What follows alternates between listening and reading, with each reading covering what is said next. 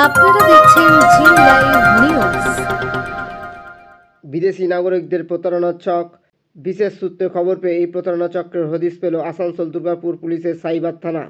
রীতিমতো call centre খুলে America সহ বিভিন্ন দেশের নাগরিকদের অ্যান্টিভাইরাস বিক্রির ছক করে টাকা নিয়ে প্রতারণা করতে বলে জানা যায়। পুলিশ 6 জনকে গ্রেপ্তার করেছে। পুলিশ 6 জনকে গ্রেপ্তার করে জিজ্ঞাসাবাদ চালাচ্ছে। পাশাপাশি উদ্ধার করা হয়েছে বেশ কয়েকটি এসএসডি ও হার্ড ডিস্ক। পুলিশ জানিয়েছে আমেরিকার কোনো প্রতারণা সংস্থার সাব এজেন্ট হয়ে এরা কাজ করত। আমেরিকার ওই সংস্থা ওই দেশের নাগরিকদের জাঙ্ক মেল পাঠাতো। তাতে ভয় দেখানো হতো তাদের সিস্টেম ক্র্যাশ করতে পারে। কম্পিউটারে অ্যান্টিভাইরাস নেওয়ার জন্য ফোন নম্বর দেওয়া হতো ওই মেলে। বিদেশি নাগরিকরা ওই ফোন নম্বরে ফোন করলেই প্রতারকদের খপ্পরে পড়ত। সেই ফোনগুলি আসানসোলের ওই কল সেন্টারে আসতো।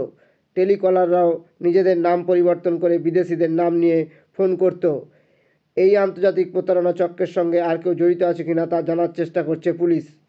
আমাদের কাছে একটা খবর আছে যে এটা সোর্স ম্যানুয়াল সোর্সের মাধ্যমে যে আসানসোল সাউথ পিএসের আন্ডারে যে হাটন রোডটা আছে ওখানটাতে একটা ফেক কল সেন্টার চলছে। তো সেটাকে পরবর্তীকালে টেকনিক্যাল সাপোর্ট নিয়ে আমরা সেটাকে ভেরিফাই করি এবং সেটা শিওর হওয়ার পর গতকাল রাত্রে আমাদের সাইবার পিএসের টিম আইসি সাইবার নেতৃত্বে ওখানটাতে গিয়ে ওই ইনফরমেশনটাকে ভেরিফাই করার জন্য যাই এবং গিয়ে আমরা ওখানটাতে দেখতে পাই যে প্রায় 6 জন লোক ওখানটাতে তাদের সামনে ডেস্কটপ ইত্যাদি সাজিয়ে তারা হেডফোন দিয়ে ইত্যাদিভাবে কথাবার্তা কন্টিনিউ চলছে। যখন তাদেরকে ভেরিফাই করা হয় তখন জানতে পারা যায় যে ওরা বেসিক্যালি তখন রাত্রি নিয়ার অ্যাবাউট 12টা 12:30 তখন ওরা কন্টিনিউ যখন কথাবার্তা বলছে এবং পরবর্তীকালে ওদের প্রাইমারিলি জিজ্ঞাসাবাদ করতে শুরু করা হয় তখন আমরা বুঝতে পারি যে ওরা বিদেশি যে বিভিন্ন লোক আছে তাদের সাথে কথাবার্তা বলছে। বিশেষ করে পরে জানতে পারা যায় যে ওরা ইউএসএর যারা সিটিএন আছে এবং কানাডার যারা সিটিএন আছে তাদের সাথে কথাবার্তা বলছে।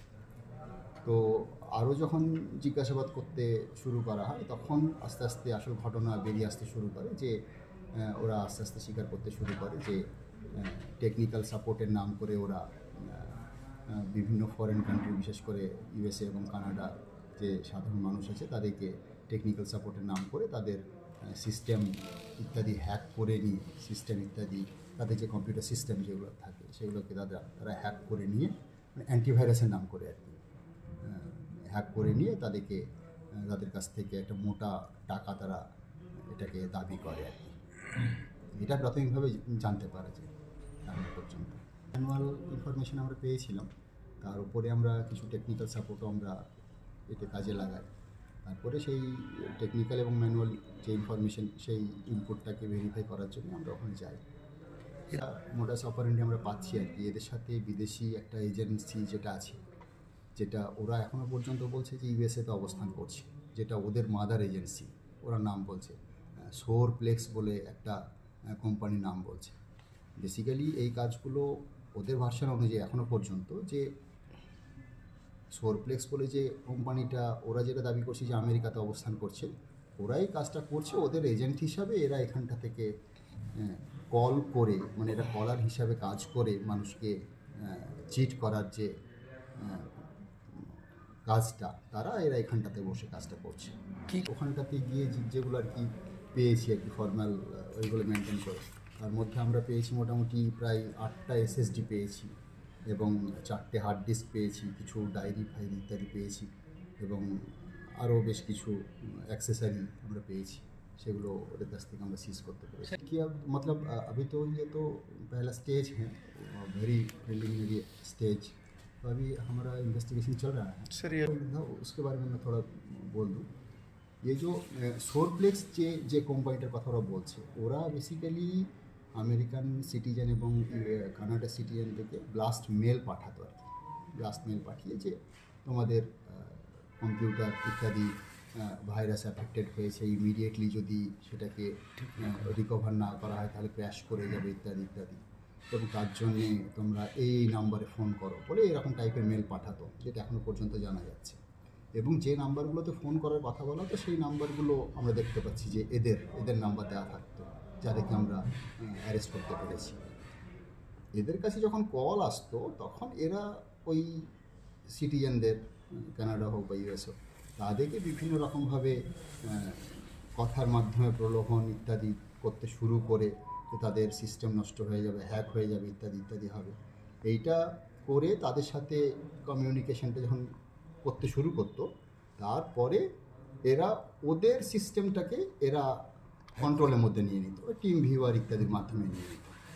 তারপরে বলতো যে হ্যাঁ এরকম সিস্টেম নষ্ট হয়ে যেতে পারে, তার জন্য আপনাকে এই পে করতে হবে, এই করতে হবে। এইভাবে ওরা এই চিটিংটা করতো। এখনো পর্যন্ত 6 জনকে অ্যারেস্ট করেছে, কালকে আমরা 6 জনকে পেয়েছিলাম, ওখান থেকে 6 জনকে অ্যারেস্ট করছিল। এবং এরা আমাদের সবই আসানসোল মানে এডিপিসি এরিয়ারই লোক আছে। আমাদের আসানসোল সাউথ পিএসের আছে, হীরাপুর পিএসের আন্ডারে একজন আছে, এবং বাদ বাকি 4 জন আছে আসানসোল নর্থ পিএসের। আমরা এখনো পর্যন্ত এদের সাথে কথাবার্তা যেটুকু বলে বুঝতে পারছি, এখনো পর্যন্ত এরকম কংক্রিট কোনো প্রমাণ আমরা পাইনি। আলী আজম, ও নিজেকে রজার বলতো আর কি, জন ইভান্স। এনার বয়স আছে 39 বছর, উনি আসানসোল সাউথের বাড়ি আছে। রাজীব গুপ্তা বলে একজন আছে, উনি নিজেকে মার্ক উইলিয়াম বলে রিপ্রেজেন্ট করতেন। ওনার বাড়ি আছে হীরাপুর থানার আন্ডারে, আমাদের যে হনুমান মন্দিরটা আছে, হনুমান মন্দিরের কাছে।